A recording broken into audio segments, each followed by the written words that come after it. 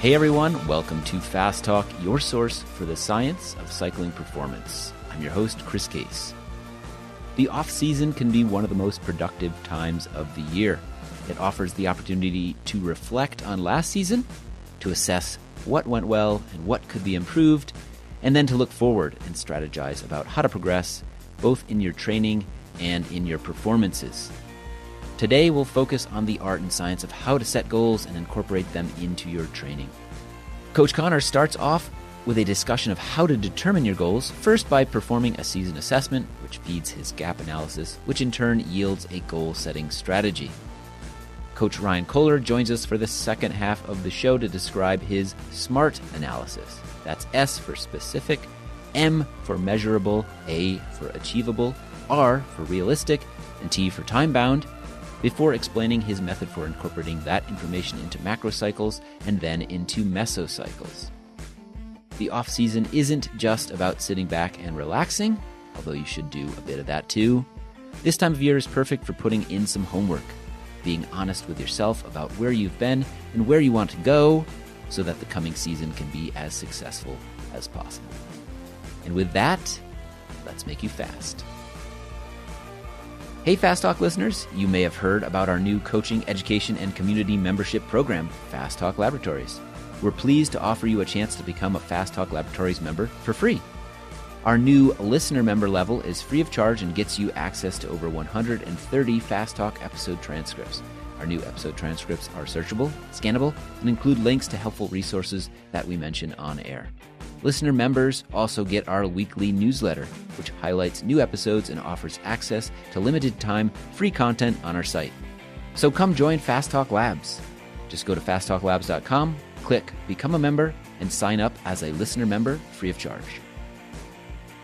Hello, everyone, and welcome to another episode of Fast Talk. I'm your host, Chris Case. We've got Coach Trevor Connor, Coach Ryan Kohler, and today we're talking about goal setting. It's one of the best times of the year in my mind. I have many fond memories of sitting down, looking back, seeing what went right, what went wrong in that previous season, but also getting really excited, looking ahead and saying, where could I be better? What events do I want to do to really take advantage of my strengths? What events do I want to do to test the things that I've worked on that may have been previously considered weaknesses, but I want to turn them into maybe new strengths or just bring them up a level. So it's really, in my mind, a great time of year. There's a lot of analysis that takes place. I remember sitting down with Joe Friel's book, Cyclist Training Bible, and just paging through that section and walking step by step through his process for looking back, looking forward, all of that. So today we're going to dive into that goal-setting topic, pick it apart a bit more. Let's get into it. Trevor, do you have any memories of sitting down with Joe Friel's book maybe, or some other book and getting into this process way back when? Maybe in your case, Trevor, 20 years ago? I think I have the first edition of Joe Friel's book, and that was the very first cycling book I ever read. Nice. So I remember some of this. So if you remember, we interviewed him, 2 years ago now for the newest edition of the Cyclist Training Bible. And I, over years as a coach, talked to a whole bunch of people about how to build goals, how to do season assessments, how to do gap analysis, and took all this advice and built what I thought was this really unique and really cool way of doing this. And then read Joe Friel's newest edition of his book 2 years ago and went, wow, this is virtually identical to what I do with my athletes. Slightly different terminology, but it's pretty much the same thing. So as much as I would love to say, hey, I came up with this all on my own, really, I have to give full credit here. Probably all those people who were giving me advice had read his book. It was just filtering through to me in little bits and pieces, and I just managed to put together what was already written. Yeah, that said, this is not a regurgitation of Joe Friel's book here today. This is going to take into the conversation, we'll bring in Ryan's experience, Trevor's experience, my experience of all of these things through the lens of a really well-crafted method for goal setting and season planning. So we are going to take you now through the whole process that Ryan and I use with our athletes. Chris asked me if I was prepared for this. I'm like, Chris, I have given this talk more times than I can count. This is probably the episode I'm the most prepared for that we have ever done. So I will take you through how I get at defining goals with my athletes. There is a process to it. I think just saying to somebody, come up with goals, without any background of how to define those goals, you tend to get either very unrealistic goals or goals that they're really not that committed to. Where the way I do it with my athletes, by the time they get to setting the goals or defining the goals, that's actually the easiest part. I feel like the one time we worked together on a project and you were technically coaching me, you had me walk through this process. And if I'm not mistaken, this form or the questionnaire that you had me fill out, there was a back and forth. It was a process. It wasn't just here, list a few things and okay, yeah, great, now let's move on. It was, no, those are actually not really what I'm looking for. We want to change those a little bit. We want to nuance that sentence a little bit so that it really gets to a goal and not something else. So we're talking about a very specific thing here, and it's great point about you can't have goals that are just, I mean, there's challenge goals and then there's unrealistic goals, and there's a distinction to be made there. Something that was told to me very early in my cycling career is goals have to be realistic. That is really important. And when we get to the goals part, I'll talk more about this. But look, your goal can be, I want to go to the Olympics. But if you're a Cat 5 cyclist and you write down the goal, I want to go to the Olympics, that's probably way down the road. Yeah, that can be a goal, but it might not be goal year one. It's not something that really helps you right now. So you always have to think of what are goals that are ambitious but achievable. And I always have my athletes define goals in a 1 year period of what is achievable this year but ambitious. But we'll get to that. So I have a 3-step process with my athletes. And I will tell you, there are times as a coach, and Ryan can probably speak to this too, where you really need to be a cheerleader. When I go through this process with my athletes, as you saw, I am as nitpicky as I can get. This is not the place where you're a cheerleader. Not at all. To the point that, the second step is a gap analysis. I have a policy. I don't care how good a job they do on the gap analysis. I send it back to them at least twice to redo it. You are playing the role of a good editor here and making sure that yes, someone is using the exact words they should be using. And I have had many athletes be really frustrated. They're like, I put so much work into that, and you have all this red lines all over it. You're making me rework it. And I'm like, but that's my policy. I don't care how good a job you did. I'm sending it back to you. That was decided before you ever wrote it. But it's part of that is just this is important. These are things that you really need to make sure you've thought through. So let me take you through the process that I have. So my first step is a season assessment. And actually, this I got from Chrissy Redden. And who is that? Chrissy Redden is a Canadian Olympian. So she came and spoke at the center, talked to us about her success. And she talked about these sheets of paper that she had that were her season assessments. So at the end of every year, she sat down and did this assessment. And she said it was really the most valuable thing that she owned. Looking back on what she had done or not done or accomplished or not accomplished in the previous season. The point that she made is, yes, there are things that you learn every year, particularly in successful years, that at the time seem really obvious. It's surprising how quickly you can forget these things. And if you don't write them down, you finish a year and you go, that's obvious, I'll never forget this. You do. You do forget it. And she said it is invaluable for her. Whenever she was struggling, when she was having a tough time, she would look back at these season assessments, read through them. She said invariably she would find something and go, oh my God, how did I forget that? And then she told us some great stories about other cyclists trying to steal these sheets from her and get all of her secrets. So she had to keep them kind of hidden and private. After I heard that, I actually keep a little book that travels to every race with me. And I have season assessments of the last 20 years. And that just goes everywhere with me. It's the same thing. I look back and just go, oh my God, how did I forget that? And you actually write them down on paper? They're not in digital format, Trevor? This is the one place I actually do paper. Wow. And a pencil or a pen? Pen. But I do have a pencil. I do own a pencil. Right. So what if you lost these books, these notebooks? I would cry. I would cry a lot. Honestly, so there's always What if those notebooks got into the wrong hands? Chris, I don't ever put it near you. Yeah. I don't need your notebooks to beat you, son. Oh, boy. Yes. So I keep other things in this book. It's more than just my season assessment, but this is a little book that travels everywhere with me. And so there's always that story. I want to hear about these other things in this book. All right. I said no double entendres. We'll save that for another episode, people. So season assessment, there's a few parts to it. The first part is to look back at the whole year. And I don't care if you're a racer or if you're not a racer. All of us have things that we want to do in the year, whether it's just improve fitness, whatever. So this isn't only do this if you are a racer.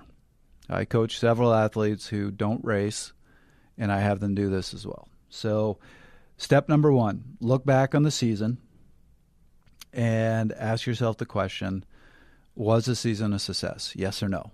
And you have to answer yes or no. There's no qualifying. There's no, well, sort of. There's no maybe. Was it a success? Yes or no? Once you have answered that, then write a paragraph explaining why it was or was not a success. That's important because you just need to be realistic with yourself of, was that a good year for me or was that a bad year for me? And this is all this, you get into that school mindset, and I've had athletes that worry that they're going to get a failing grade on this. There's no such a thing as a failing grade on this. Yeah. I've had plenty of years that I look back on and instantly wrote no. And here's all the reasons why. And that's just as valuable, if not more valuable, than saying yes. Exactly. So that's the first part. The second part, which is the most important part, is to pick the 3 to 5 things that you learned this year that you never want to forget. And what I have all my athletes do is write a title that they underlined. That is the short summary of it. So something like, I learned the value of making my easy rides really easy. Something really short like that. Then I want 2 to 4 sentences expanding on it, explaining it. And again, there's a reason for this. It's, you might read this in 5 years, having completely forgotten this thing that you learned. And you need to be able to remember what was that about. So you need a quick description so you can look in and go, yep, no, I remember that. Or you might read and go, whoa, I used to think that easy ride should be easy. And then you read your description explaining why. So think of, you are writing to yourself in 5 years who has forgotten this point. What do they need to know? So 3 to 5 things, most important things you learned this year. And then the final bit is just quick and short, a list of things that really worked and things that didn't work. And this could be things like, I discovered eating this food made me have to get out of the race, so I will never eat this food again. Or I really like this particular interval workout. Or I found riding with people really motivated me. Just little things like this, but just a list of what worked, what didn't work. Now, can I put you on the spot a little bit here and say that we're going to share some of these assessments, your assessments, with people? I have written all this up for my athletes, so let me bring up some of the examples that I gave them. So the season assessment, 1, so I have underlined, the importance of going slow during base. And then the description. I found that keeping it slow really helped raise my stamina during the race season. What worked was being careful to watch my heart rate and stay fairly religious in the correct range. So that was actually taken right out of one of my own season assessments. Same with this one. So I had underlined, I need a short taper. I find if I taper for more than a week, I get rusty. The best taper for me is a hard week, then a few days rest, then moderate training for 3 or 4 days before the race. Now, that's me, and that's the whole point of this season assessment. It's specific to an individual. I have had athletes where if I gave them that taper, it would destroy them for the race. Sure. That's just the way I work. And that's the value of this. It's learning yourself. I gave some examples already of what worked and what didn't work, but here's some of the ones from my own book. Drink mix you might really like. A type of interval you found didn't work. A particular detail about your warm-up routine, things like that. Great. That's the first part, the season assessment, and that's really important, and I encourage all my athletes, don't throw this out. Keep it. As a matter of fact, I used to give all my athletes their own little book and tell them to do this and keep it in the book. So I highly recommend that and build this knowledge base because you can go back over your own assessments. And like I said, you'll be amazed what you have forgotten. Maybe it's a silly question. Is there a particular reason why you do this with pen and paper still rather than just doing it in a cloud-based document that lives online somewhere? Is there something about the act of writing this down, or is it just a carryover, a habit from yesteryear? I have thought about transferring it to my computer a bunch of times. It started as a book, and I really like it as a book. And that book always goes to races with me. Sure. And I like the night before important races to just go through the book. There's certain pages that help get me in the right mindset, that remind me of things. I have some pages in there on what works and doesn't work for me in racing. And it just really helps me to sit there on my bed, getting ready for the next day, to just read through all this. Yeah. So you watch Rocky, then you watch Chariots of Fire, and then you go through your book while you're pinning your number on your jersey and you're set. Right. Then I go find somebody, beat the crap out of them, and go to bed. Wow, what a pre-race ritual. That's great. Entertaining, with violent, all these things you're bringing and up, I'm like, I'm going to educational. be revved up if I do all that. I'm going to have to go work it out of my system. No. All right. So that is part of my routine, and I just like it as a book, not the night before a race flipping through a computer. So, but yeah, no, it always has concerned me that if that book ever burned up, I would cry a lot. I will also say, going back through the years, part of the reason I find it really valuable to say, was the season a success or not? I have found it interesting when I go back to really old season assessments, like 10 years ago, where I've pretty much forgotten everything. You see the difference in tone. If it was a successful year, you can really see my writing's much more positive. I really focused on the things that worked. If it was an unsuccessful year, I can see the difference in my tone. A little more defeated, a little more dejected, a little more focused on the things that didn't work. Yeah, this is not unlike the notes that people put in Training Peaks for given rides. There's a bit of psychology in the positivity or negativity to the tone that they're using, right? Yep. And this is just on a grander scale for a season. Exactly. But I've actually found it really interesting that at times when I am struggling and I notice that I'm getting negative about my own training and my own season, going back and reading those season's assessments from really good years remind me the mindset and actually help to change the way that I am thinking about my current season. So there's something beyond, there's kind of a gestalt thing here, which is the whole is bigger than the sum of the parts. Sometimes you get something out of reading that season assessment that's more than just the little tips and tricks that you learned. Mm-hmm. Great. All right. Step 2? Step 2 is the gap analysis. This is, to me, the most important part. And this is where I will have athletes go through it again and again and again until they want to shoot me. But I think it's really important to go through the process and to rethink it a few times. So a gap analysis means you are doing an assessment of where you're at, where you are trying to get to, and what is separating you, why you are not already there. This is where people struggle the most. My athletes struggle the most because they immediately want to jump into goal setting.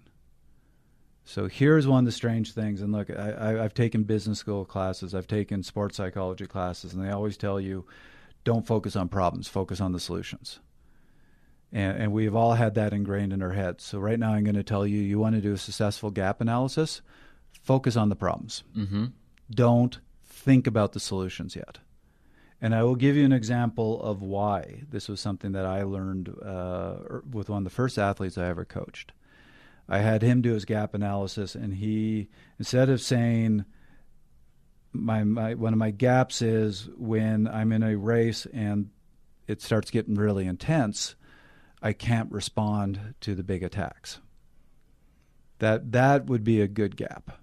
What he wrote was, I need to work on my 1-2 minute Sure. power. He tried to effort. identify the solution before even realizing what the Right. true gap might have been. And being a fairly new and experienced coach, I went, okay, cool, let's work on your 1-2 minute power.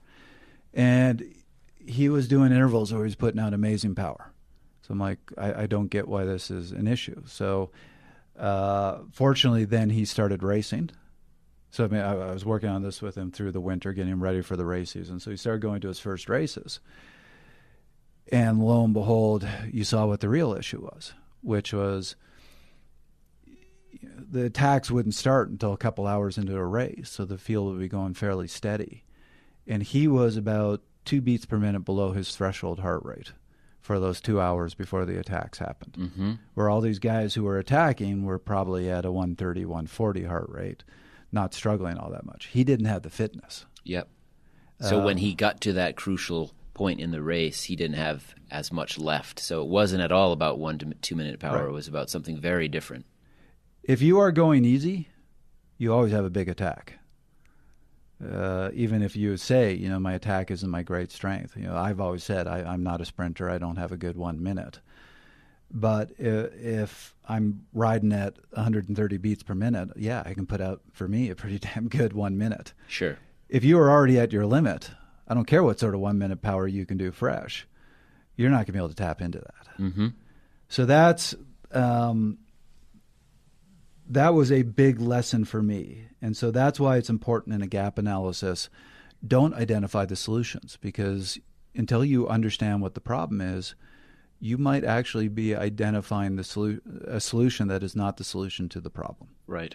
So you got to identify the problem, and that's the gap analysis.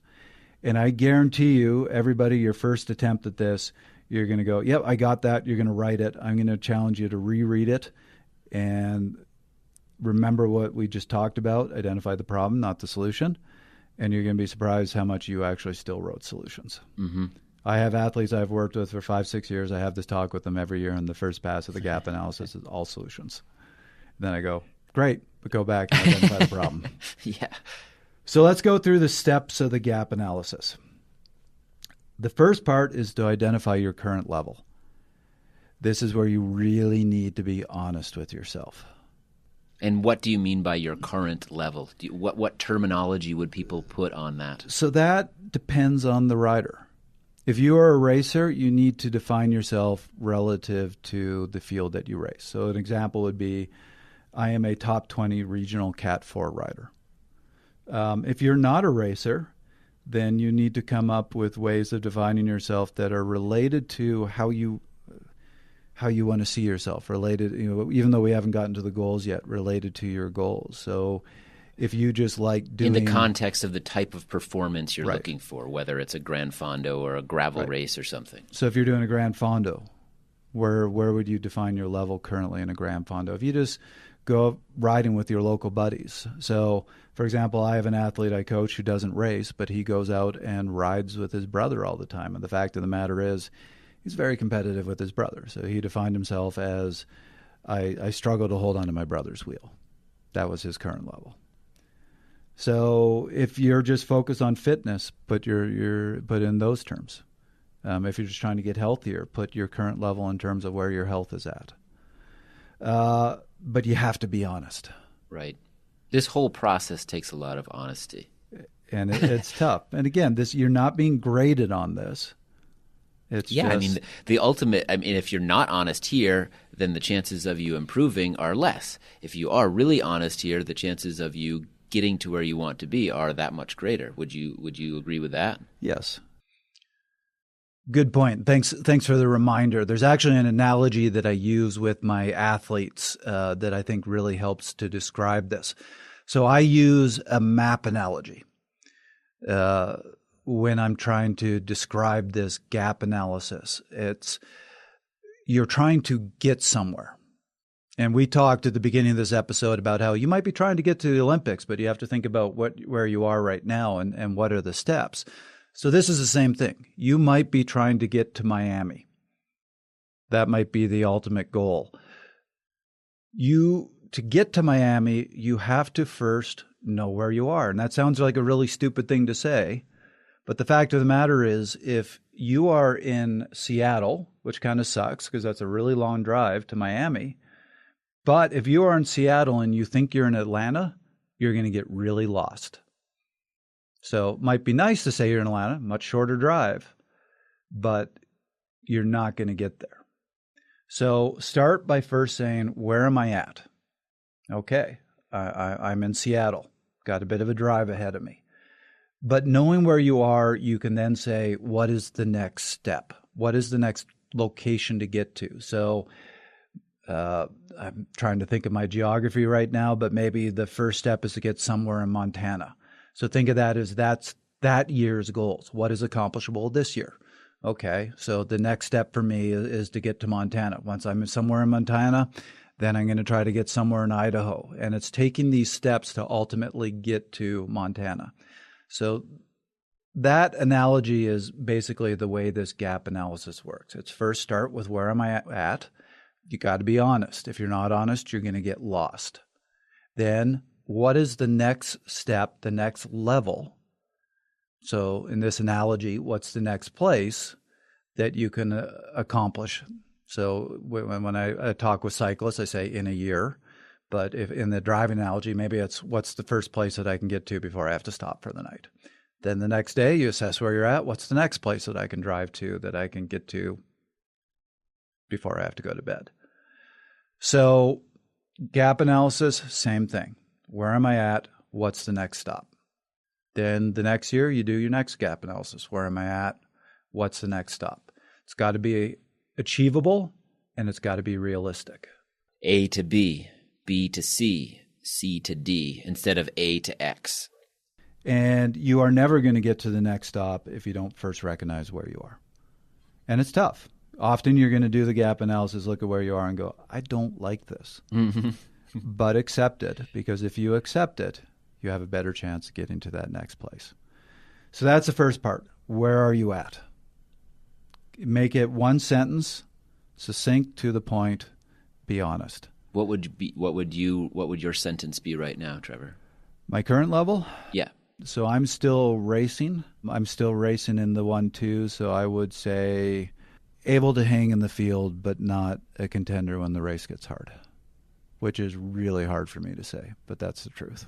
Gap analysis, you're always trying to say, so the next part that we're going to talk about is the next level. You're always trying to see where can you improve. I don't want to ever write a gap analysis saying, here's where I'm at, and by the end of this year, I want to be down. I want to be lower. Yeah. What I mean in the grand context of your quote-unquote career here is that you're not probably going to return to the level you were at 6 years ago. Which is another nice thing about this take it in steps. And a gap analysis and goals are about this year because, what I will identify as the next level for me, what I identify as goals are still way below where I used to be. Right. So, but you can still have excitement to say, here's where I'm at this year, and here's where I can improve this year. Then it's positive. Mm-hmm. So the next step in the gap analysis is what is your next level? And again, succinct, one sentence. And this is what is a level that is achievable this year. So if you said my current level is I'm a middle of the pack Cat 4 rider, my next level is Olympic gold medalist. Yeah, a little bit of a stretch. I'm going to go, maybe you'll get there, but not this year. Yeah. You want it to not be overly ambitious, but you also don't want it to be under ambitious. So if you said I'm right now I finish about 50th in the Cat 3s, to say my next level is finishing about 40th in the Cat 3s. Not ambitious enough. Right. So you might go from I'm middle of the pack Cat 3s to I'm finishing with the lead group in the Cat 3s. Mm-hmm. And then the following year might be I'm winning Cat 3 races. Right. These are the steps. So a good next level is ambitious but achievable in a season. And again, be honest, keep it succinct, one sentence. The more you write out your current and next level, the more dishonest you get with yourself. So it's got to be one sentence, succinct. Then the next part, and this is the hardest part, this is what I send back to my athletes again and again and again and again to redo, is the what separates you from the next level. So it's asking the question, you've identified your current level, you've identified the next level. Why are you not already at the next level? What is separating you from that? And this is identifying the problems, not the solutions. So you wouldn't say, oh, it's my 1-2 minute power here. You might say, oh, the difference between being middle of the pack and top 20 or podium or top 10 or whatever the case may be is, give us an example. There are tons of examples. Before I give an example, let me just say what I tend to find with athletes is when you are new to the sport, it's mostly just training. It's mostly just, I need to work on this side of my fitness, or I have this issue in my fitness, that issue in my fitness. As you get to higher and higher levels, you have to be more creative. Mm-hmm. You get into mindset, get into nutrition, get into preparation. Do you allow people to use personal life or home life mm-hmm. as a gap? So I just got a gap a couple days ago from an athlete that I'm working with who has a very stressful job that prevents her from getting to her training a lot. So her gap is I'm not able to put in sufficient time to train. Mm-hmm. I figured as much. Yep. Because that is a very critical and significant component to a lot of people's lives. Yep. Is outside of the training they get to do. I have some examples here that I send to my athletes. Good examples of gaps are I can't hang on the longer climbs, or I struggle to stay at the front of the field in the last few miles of a race, or I don't seem to have the strength endurance to last in a 3-hour race. Those were very race focused. Again, this is not for, not everybody is a racer, but mm-hmm. you can still do similar sort of things. But notice that just saying, here's what I'm noticing. Here's the issues. It's not the solution. Here's examples of what not to write. I need to raise my functional threshold power. Right, I need sure. to lose weight. I want to improve my. So if you start your gap with I want, I need. Red flag that those are not phrased correctly. Those right. are not exactly gaps that we're looking right. for. And I'm sure a bunch of people are listening to this and cringing and going, but we always have to focus on solutions. And I agree. We want to get to the solutions. But you can't get to the solution until you know the problem. Mm-hmm. And so we're identifying the problem. So this is doing all these things that sports psychologists and business school have told you not to do. Your statement should be things like, I can't, I struggle, I don't. Do you have any recollection of the weirdest gaps that you've received? Because I want some weird gaps. Well, I will tell you one story. Okay, good. Story time is fun. I am reluctant to tell. This was this poor soul that was in Victoria when I was training there, and he used to come on our group rides, and he was convinced that he was Canada's top cyclist and he was going to the Olympics. Now, he was a decent cyclist. I would say he was a kind of middle-of-the-pack Cat 2 rider. But the difference between a middle-of-the-pack Cat 2 rider and an Olympic champion is unfortunately a very, very big gap. And I admire him for his convictions that he was Canada's best cyclist and going to the Olympics. But this gets into that being realistic with yourself. When we would go out in the group rides, we would hit these long climbs. And because we were out training, we all had it drilled in our head, you don't hit the hills hard. You just keep up the tempo, the perceived effort. So as soon as we would hit a hill, he would get to the front of the pack and try to drive the pace. And we would all be like, no, we're not racing. This is training. So we would let him go. So he started claiming that he was the top climber in Victoria. However, there would be periodic times where, as we were getting closer to the season, we would hit the hills hard. So halfway up, we would start standing up and racing it, and he would get dropped. So admiring the courage of his convictions, instead of changing his phrase that maybe I'm not the best climber in Victoria, he said, I am the best seated climber. So his gap was, he is not yet the best. I struggle at competing when you're allowed to stand on your bike. Very interesting. That was one of the more unique, but that was unfortunately using gap analysis to maintain a bit of a misconception about where he was at. Anything else for this portion about gap analysis, Trevor? Yeah, that's a good question. So I do have an optional part that I added to the gap analysis for my athletes. I didn't originally have this, but just because of exactly what you're asking, I felt it was important to have, which is after they would do the gap analysis, I would have them answer the question, looking at the next level, is that achievable this year? Some athletes skip that part, but it is good to have them do that part because I have had them sometimes go, no, actually, I think the amount of work, the amount of time that's required, I can't do. So that next level isn't achievable. So I have an athlete right now I'm working with, and she really wants to raise her level. She's about to enter the 60 plus category, and really wants to race strong in that level. She's not going to be 60 plus this year. So she was identifying the next level for where she wants to be when she's 60 plus. And then we went through that, and I said, is that achievable this year? And she went, actually, the year she turns 60, she's on sabbatical. She's like, it'll be very achievable that year, but this year, no. So we actually then had to go back and revise her gap analysis and say, what is achievable this year? And ultimately, and it's never fun to do this, in her gap analysis, she basically said next level is just to maintain form this year so that next year I can hit that higher level. So it is important to look at this and always ask that question of, do I have the time, do I have the resources to actually, I mean, you might physiologically be able to hit that level, but do other factors prevent you from getting there? Right. So that seems a little contradictory in that you want to, I mean, we haven't gotten to goal setting here. You're saying, this is my current level, this is the next level. The next level, just to clarify, isn't necessarily your goal for that season. Next level is just what you've identified as.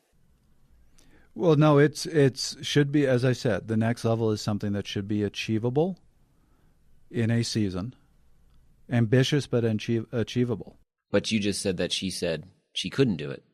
So this is why I have that optional assessment. So this is the good old all things being equal. If she could go and train hard, sure, then it is achievable. So this is just going back and reassessing again, does life actually allow you to achieve this? So yeah, I could set a next level for myself that is achievable, that's getting me back to where I used to be. But if I did the assessment on the feasibility, I'd have the same thing with the hours that I'm putting in at work. If I wasn't doing those hours, yes, this would be achievable. But with the hours I'm doing, no, it's not achievable. So sometimes that's not always factored in. So that's why it's an optional. It's that because the gap analysis is so important. It's just another way to look at it and assess whether this is truly doable or not. Well, I think it's time we move on to goal setting, the part that probably everybody really wants to get to, but those other two steps are incredibly important. But here we are, goal setting. What's it all about, Trevor? So I'm going to start this, and then Ryan can finish it, because Ryan has, so we both categorize our goals, and he has a few more categories than I do. So I always have my athletes break goals into two types: performance goals and training goals. So I'll start with the performance goals. These are things that you want to achieve this season. Now, they are often very race-focused. It can be, I want to win race X, or I would like to finish on the podium in a Cat 3 race. Typically, that's what athletes give. But even if you don't race, you can still come up with performance goals. It might be you want to PR a particular climb. It might be you want to finish an event that you were never able to finish. So you can have goals that are not, they don't always have to be results oriented. They don't always have to be a race. But think of this as this is what you want to accomplish this year. This could be a weight thing too? Yep. Well, no. Not in performance.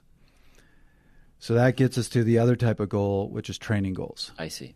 And this is where you would put weight. So training goals are what you need to accomplish in your training in order to be able to accomplish your performance goals. So easy example, if you wanted to win Nationals time trial, there's a real ambitious goal for you. If you wanted to win the Nationals time trial, I want to see some training goals related to raising your threshold power, improving your ability to hold an aerodynamic position on a bike, things like that. So these aren't performance accomplishments, but these are the things that you need to accomplish to get to those performance goals. Now, here is where this all kind of comes around full circle and where goal setting actually gets really easy. If you go back to your gap analysis and you look at your next level, that really defines your performance goals. So, for example, if somebody said, next level for me is to be a contender in Cat 3 races, then I want to see some performance goals related to finishing on the podium in Cat 3 races. And how specific do you want somebody to be? Do you want them to identify the race at which they think they have the best shot at performing that way, or is it a bit more general? I prefer general. I don't mind athletes targeting a particular event, but if they do, I also want some general ones, because my experience with athletes is when they target a specific event, very rarely do they accomplish their goals there. It's usually like if an athlete says, I really want to win this year and I want to win this race, they don't win that race. It's usually a race that they don't care as much about, just because most people, when they have that pressure on their shoulders, don't perform as well. So they go to a race, they go, yeah, hey, this is just another race, and all of a sudden they're in the breakaway, and all of a sudden they win the race, and then they look back on the season and go, that was the highlight of my season. So if you purely focus on one event, often that can lead to disappointment. And the best example I have ever seen of this, or I shouldn't say best, the worst example I still feel for her is Erin Willock, who went to the Olympics for Canada. She spent 4 years. All that mattered was the Olympics. And this was China, and was it 2008? 2008, yep, Beijing. And it was a course tailor-made for her. She was a phenomenal climber, and this had a big climb in it. She put aside everything to spend 4 years getting to the Olympics. It was, the stories that she can tell about what it took to get to the Olympics. She could do a whole podcast on that. And she was at the Olympics. She was in the road race. They were coming into the final time up that big climb. She was sitting about 8th wheel in perfect position. I mean, knowing how strong she is, I'll say this. I mean, she'd be more modest about it, but I'll say she should have had a medal. But it was raining, and a less experienced woman was beside her right as they hit the climb. That less experienced woman was riding on the painted line and fell over, landed on Erin, and ended Erin's race. Yep, that's bike racing. That is bike racing. That's the danger of focusing on a particular event. And Erin came back, and I asked her about it later on, and she said, I will never focus on one event again. And then the following year, she was the NRC champion. The phrase putting all of your eggs in one basket comes to mind, that can lead to disaster. They can all break at once. Yep. So there is the danger of setting a goal of a single event. You could just get sick the week before that event and not even go. So, I mean, I always have my athletes set 1 or 2 A races, but we want other races. And the fact is, so I haven't set A, B, and C races. I tend to find athletes perform their best at the C races. Pressure's off. Yep. So, yes, you can say, I want to win race X, but I like it better when an athlete says something like, I would like to win 2 Cat 3 races this year, because then we have a whole bunch of options, a whole bunch of opportunities.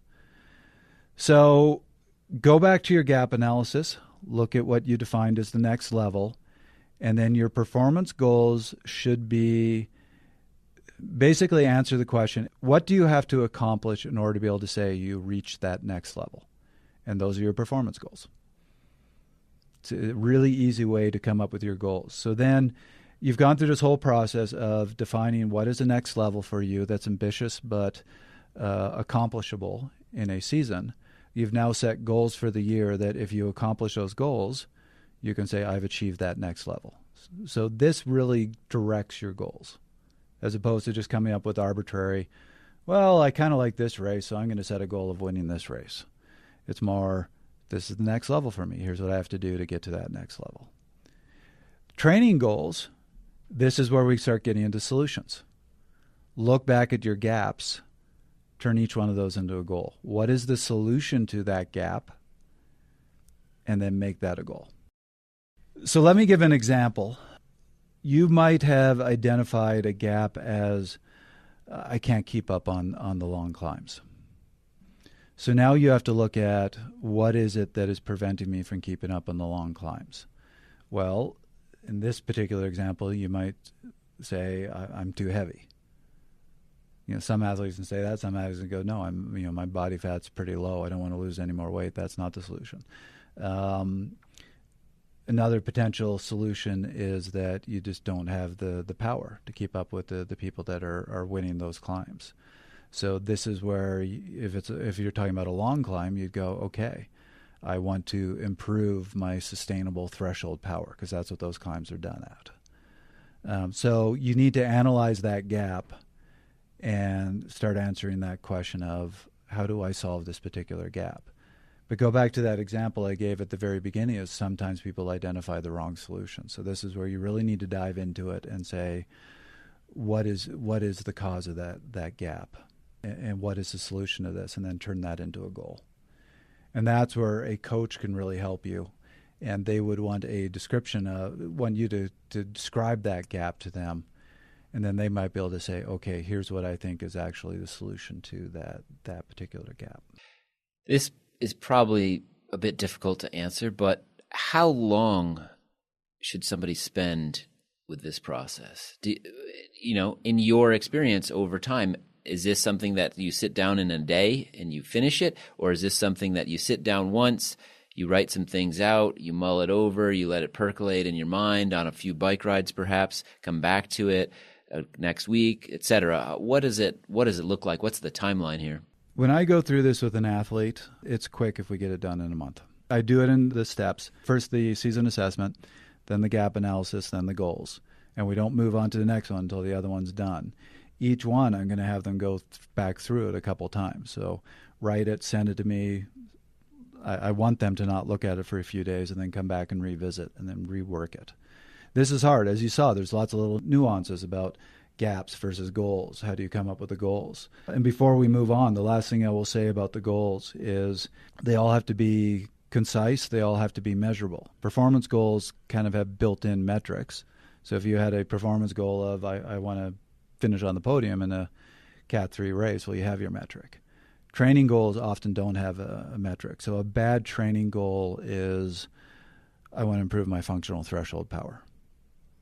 So you need to have a time period to it, and you need to have a metric. I want to improve by 20%, or I want to get it to in a certain number. I want to improve my functional threshold power 20 watts. I want to have achieved that by April. That's a good goal. And I will often ask my athletes, let's also attach to that a way that we can benchmark it. So I give you a good example. I was working with a time trialist who was actually focusing on the national time trials. So he wanted to improve his power. There was a weekly time trial series that he went to. So we added benchmarks to that goal of, by April, we want you to be doing a time of X at that time trial. By May, this. So we literally had an event that we used to use as a metric for the goal. Mm-hmm. And that's probably a pretty ideal situation to have that built into your season with checks like that. Right. But you'll be surprised how often you can come up with checks. So if your goal is related to improving your climbing, well, have a climb near you that you Sure. go and check yourself on periodically. Your test things climb. like that.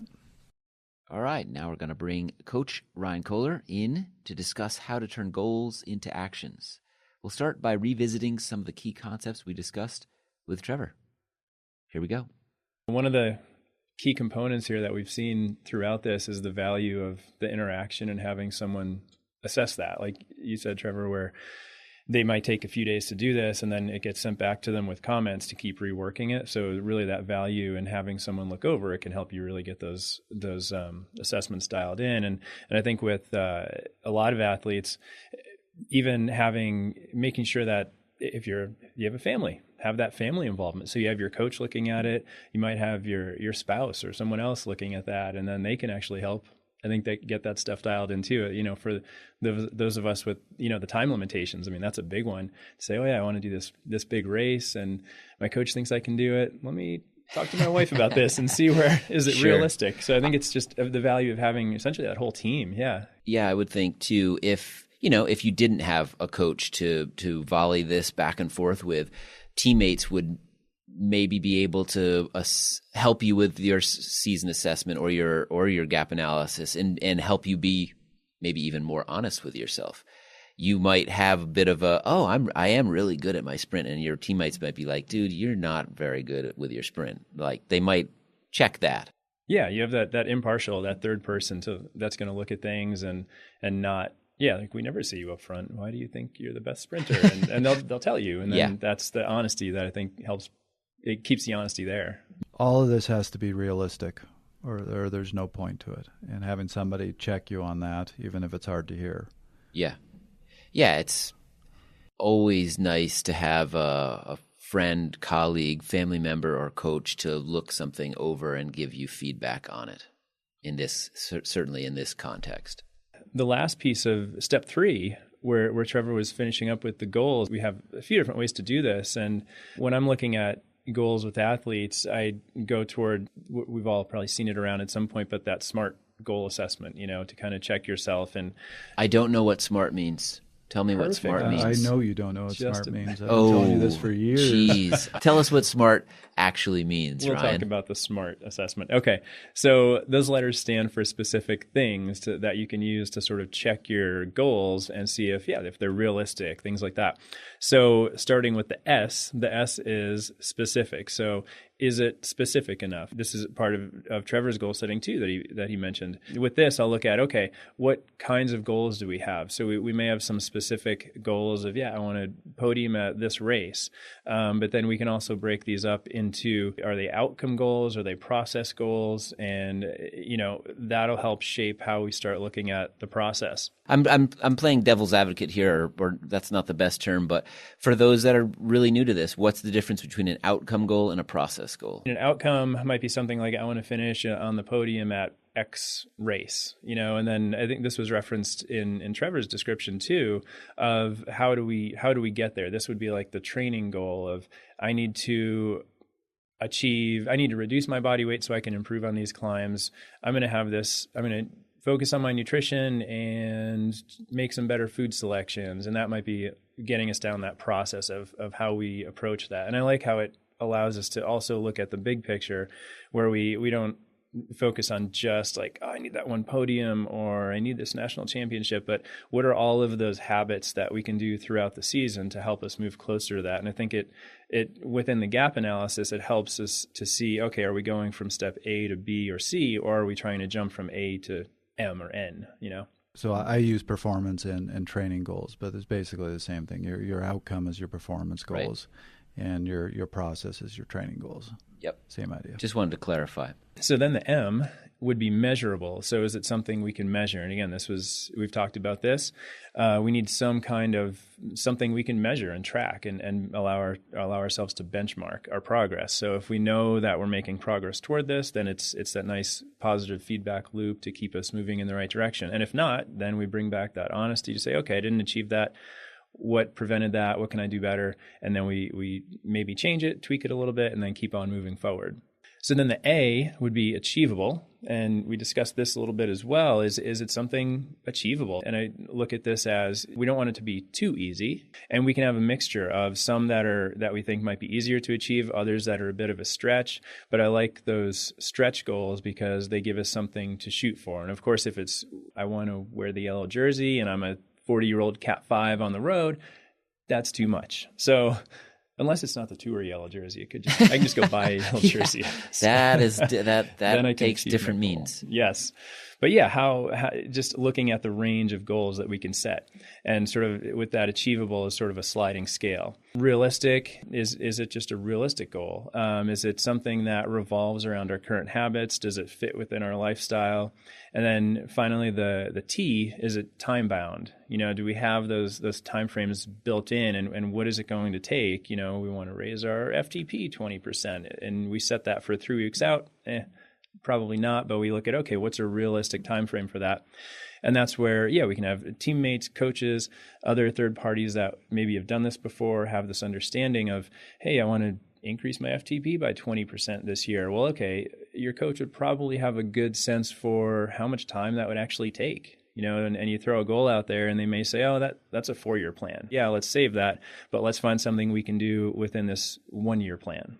So that's kind of my way of going through and just figuring out, how reasonable is everything, and does it make sense within our lifestyle? Well, this begs the question, Ryan, Trevor.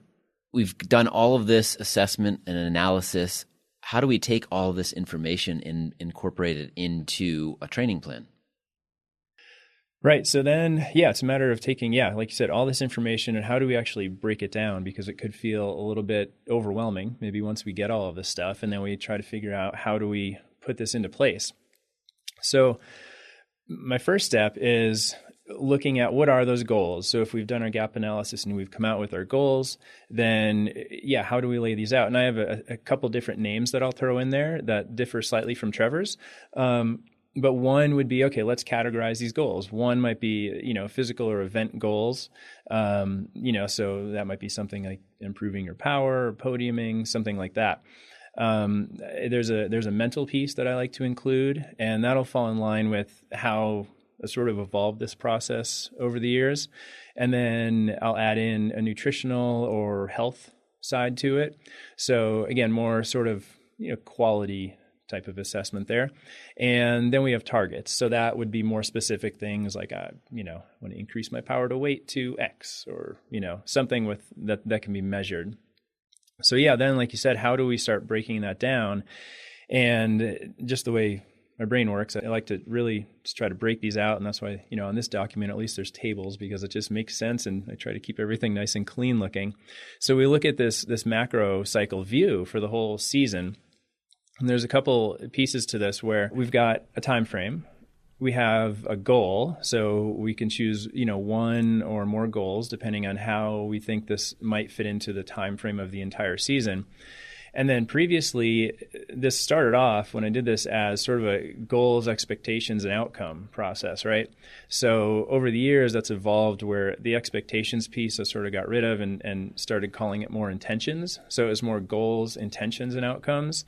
And really, once we write that goal down and put it in there, then previously, if we said, okay, these are my expectations, then it's a little bit heavier that way, where we have this, at times, if it becomes difficult to continue moving toward that, then it's like this thing hanging on us, and, it can be stressful and just decrease our motivation a bit too, to keep moving toward it, or where we might just say, forget it, I'll just move on. Sounds like expectations are a bit of a stick, whereas intentions are a bit more of a carrot. Yeah, like it's a positive spin. It's not, they're not that different, but expectations can lead to pressure. Intentions maybe less. So and I think with expectations initially, it made sense because I was early in my coaching career when I thought of it this way. And, you think of, okay, we have a goal as the coach, we would have some expectation of what this would look like. And that's something we can help communicate back to the athlete. But then over time, it did become more of a stick to say, okay, we didn't achieve that. Oh, well, now does that just throw the whole season out the door? Well, not necessarily. So thinking of it more as intentions of like, it's more positive. These are the things that I can do. These are the ways I can adjust my lifestyle. These are some of the sacrifices I can make that I feel good about, and I can start to move toward that goal. And then the outcomes finally would be, we can put down, well, these are the outcomes that I would maybe expect to happen. We could use it in that sense to say, I'd like to be able to ride X amount of miles by the end of this block. And we can also use it as an actual outcome. So it's sort of a plan versus actual in a way, where then once we get to the end of that block, we can actually go back and say, okay, this is what worked well. This is actually what the outcome was. And then we can sort of do this mini assessment throughout the year too. And I found this with, some of the groups that I've coached, and in particular juniors, because, they don't necessarily stop to think about things, right? They're just very go, go, go. And putting those questions out there to them to say, okay, we just did, we're doing some skills on the bike. We might do some laps in the pump track, for example, and then, have them stop and think in this very small piece of time to say, okay, what went well? What did you feel happening there? What could you work on next time? So I think just inserting little bits and pieces into that in those smaller timeframes through the year can be helpful in getting the athlete to get used to thinking back, thinking critically and thinking back on things and seeing what worked and what didn't, and then help that progress. So that would be kind of the year. So we might break down in that macro cycle. I have an example here with 3 mesocycles, and they're roughly 3 to 4 months, a piece. But that can be anything. So this example here is specific to a early summer race, right? So the first mesocycle is January through March. The second one is April, May, and June, and so on. And we just adjust these time frames as necessary to suit, one, what our goals are, and 2, when we'd like to have this performance occur. So like I said, this one's just around a race. A lot of people listening to this obviously can't see this graph, and it's this great graph that Ryan has put together. But what I really like about what you're doing is somebody can come up with very successful or very good goals for the season. But we all get trapped in that, hey, the season's really long, it's December, I don't have to worry too much, I'm going to accomplish that goal at some point. And I've hit the end of a few seasons or suddenly it's September, and like, wait a minute, when were those goals supposed to happen?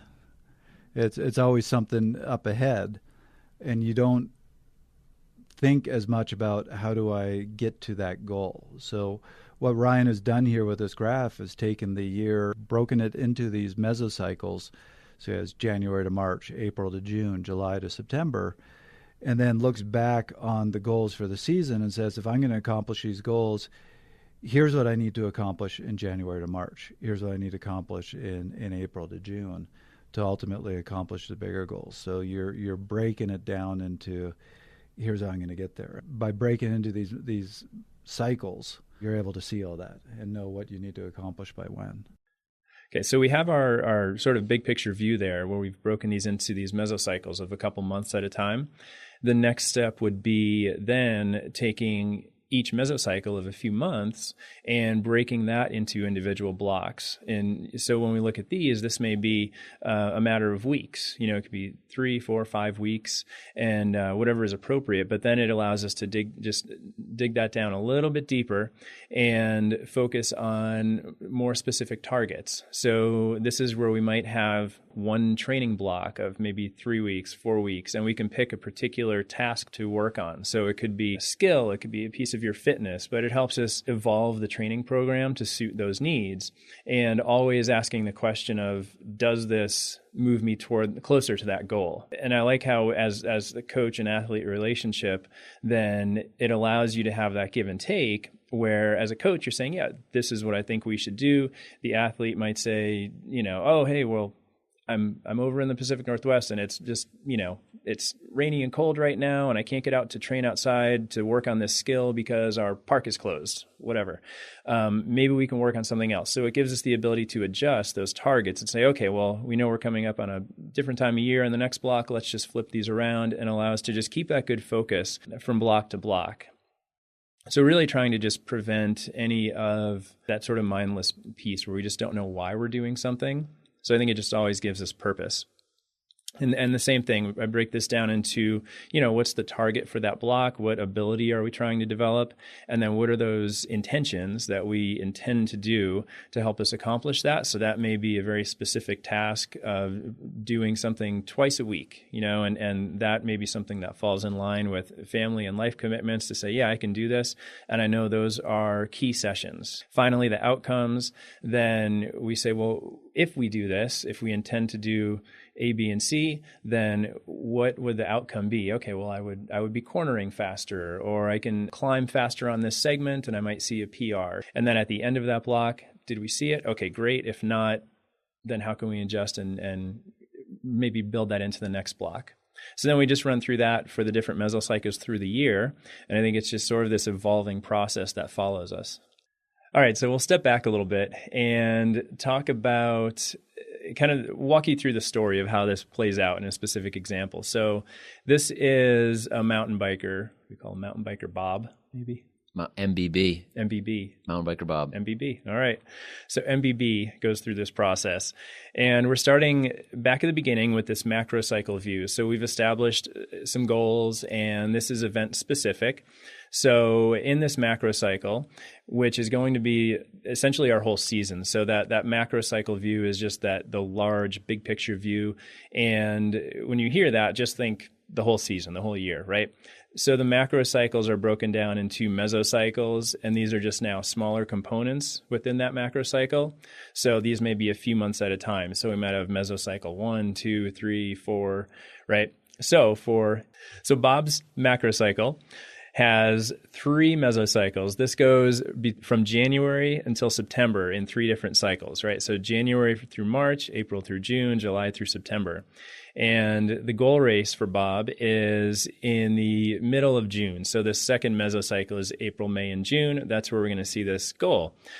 So initially in the first mesocycle, we've got this time frame of January through March, and we have a goal of improving FTP by 7%. We're working on improving that sustainable power. So the intentions associated with this is I want to increase the sustained efforts because I don't tend to do much of this. So my intention is to spend more time just doing sustained efforts. So that becomes part of the training. Increasing power to weight ratio is another one. I want to improve core stability. So I'm going, how do I do that? I intend to go and do more strength training in the off season and come in feeling strong.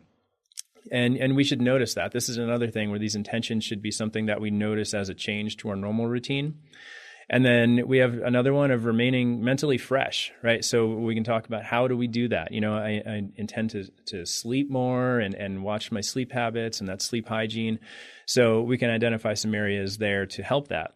Before we get to the outcomes, let's go and see how we broke this down. So if we go to this first mesocycle, in this example, we have 3 blocks, right? So we're thinking about this is a mountain bike race that Bob's getting ready for, and we have a couple different targets that we want to develop. So we've got the 3 blocks. So block 1, one of these targets we have is increasing cornering speed, right? So that's going to help our smoothness and our flow. And another one is more training related, and this falls back to some of our sleep habits and recovery. So this one we're calling maintaining the consistency of training. Right. Those are 2 targets we want to hit. The intentions with this is practice cornering twice a week. So Bob's going to go out and, go to the bike park or go to his local trails or just wherever he can and find a place where you can challenge yourself and work on this cornering. So we're going to do that twice a week. And then the other intention is just making time for exercise. So then we can dig into this a little bit more and say, okay, we'll make sure we get to bed by this time. So I'm going to make that time for exercise so that when I'm on the bike and training, I feel good. So with this one, we'll jump to the outcomes of this first block. So what Bob notices is, hey, I'm grabbing less break through the corners. That's great. A little side note is that when I'm on switchbacks, I still get a little bit freaked out by those. So let's continue to work on that. But we have this positive outcome, and then we're able to find something to say, yeah, still kind of slow through those switchbacks, but that's great. We can still work on it. Another one is only missing, one session of that. So, hey, great positive outcome. We hit the vast majority of our sessions. I missed one, but that's part of it. And that's why, again, these are intentions, not expectations. We don't need to stress about it and think about, was this still an improvement over the past? And if it was, awesome. Great. Now we have that positive feedback loop. So then the second block of training within this January, February, March timeframe, we're looking at something a little bit more training related. So just spending this time at intensity, we're looking at some threshold riding. We're trying to increase that from 30 minutes to 60 minutes. So now we're going to start to do more of those sustained efforts. And we have a certain target in mind to just time at that intensity to increase it. So the intentions there are to recover and fuel for the key sessions. So we know our key sessions are going to be around some of that threshold work and sustainable work. We want to make sure that we recover for those and keep those as priorities during the week. So the outcome for this one is, hey, we worked up to 3 by 20 minutes at threshold, and we saw that we fueled well, we hydrated well, our heart rate was nice and stable through there. So those are some pretty nice outcomes that we can take and build on. So then we get to this third block in the first mesocycle, and we're going to do some high intensity training. So we want to come to those well prepared, and we're going to do some testing at the end of this. So I want to come in mentally fresh for this FTP test, because looking back, one of our goals is to increase FTP. So our intentions here, Bob's going to focus on sleep quality.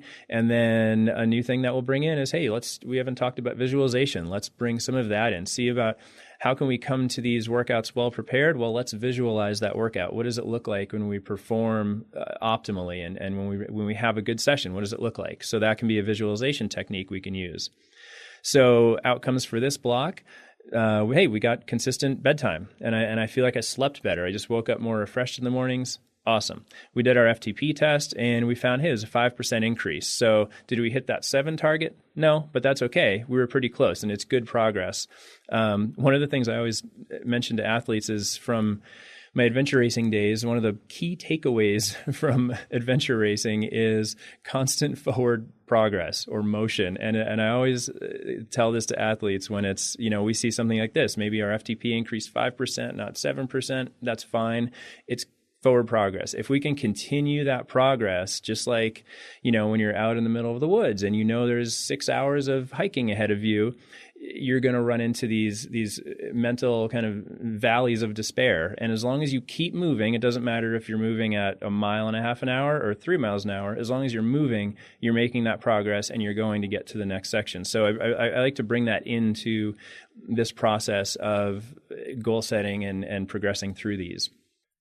So that's the end of that first mesocycle. We finished with that third block. And then, of course, after that, we would continue on into mesocycle 2 and 3. So use that example. You can build that in and dig into the further mesocycles as necessary, but that's one. So that's the third block of Bob's first mesocycle as an example. So you can then take that and build it into future mesocycles for 2 and 3. Great.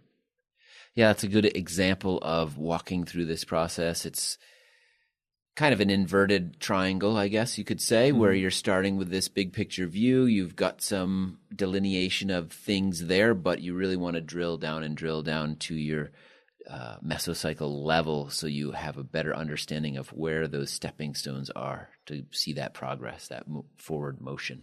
Right.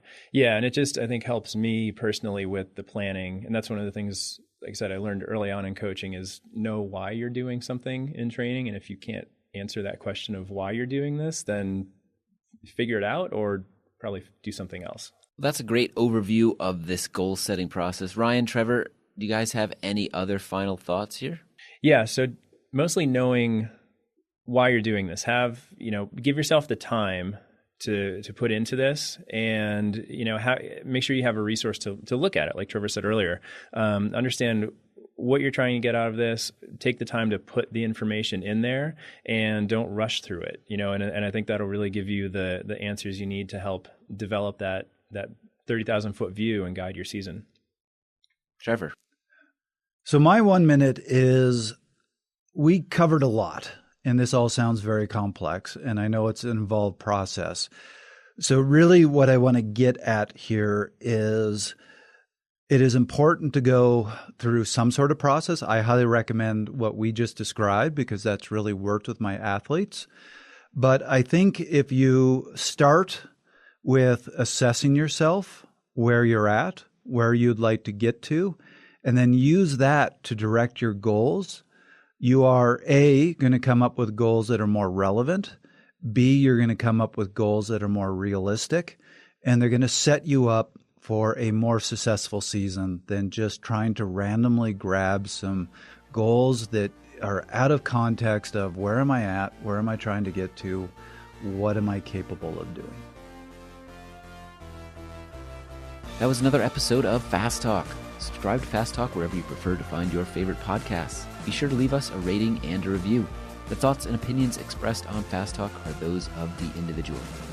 As always, we love your feedback, so join us and join the conversation at forums.fasttalklabs.com to discuss each and every episode. Become a member of Fast Talk Laboratories at fasttalklabs.com/join and become a part of our education and coaching community. For Ryan Kohler and Trevor Connor, I'm Chris Case. Thanks for listening.